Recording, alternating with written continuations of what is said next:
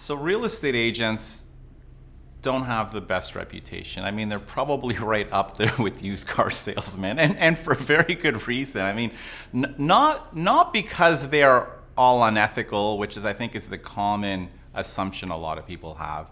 From my experience, the bigger issue is that, in a market like Toronto, there are 60,000 agents. And if you just look at the numbers, on average, most agents are only selling maybe 3 or 4 houses a year.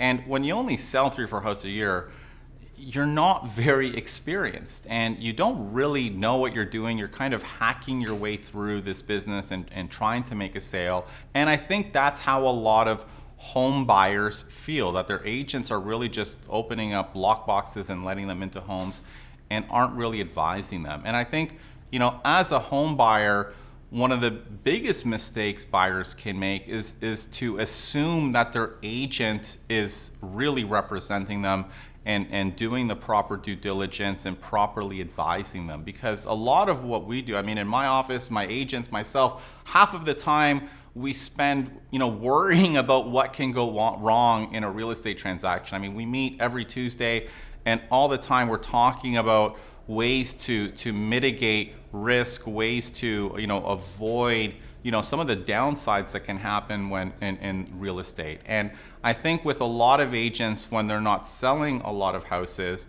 they don't even know what the risks are. So they don't even know what's to look into to kind of mitigate some of the downsides. So again, as a home buyer, I think it's important to not just blindly assume that your agent is doing the right due diligence, that your agent's advising you properly on the value of the home before you're bidding into it. And really, this is one of the key, I think, goals of this course, is really to empower home buyers tomorrow so that they're more knowledgeable and kind of look at what their agent's doing and assess whether they're doing a good job or not. Especially in a market that's competitive like Toronto.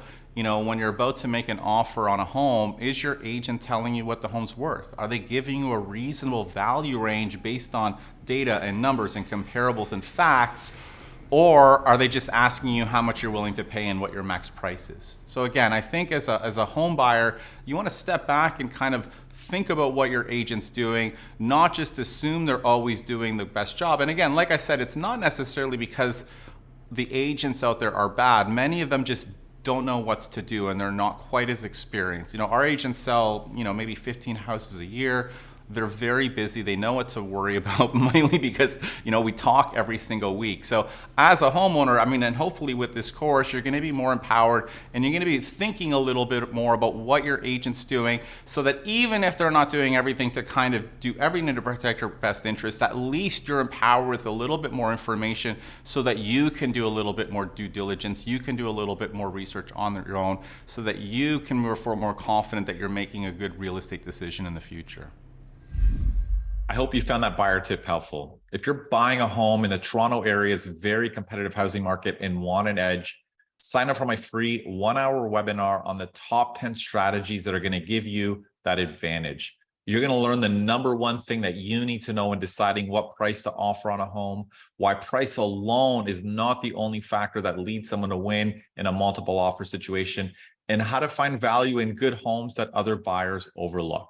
Click the link above or below to sign up now to give yourself that advantage in Toronto's housing market.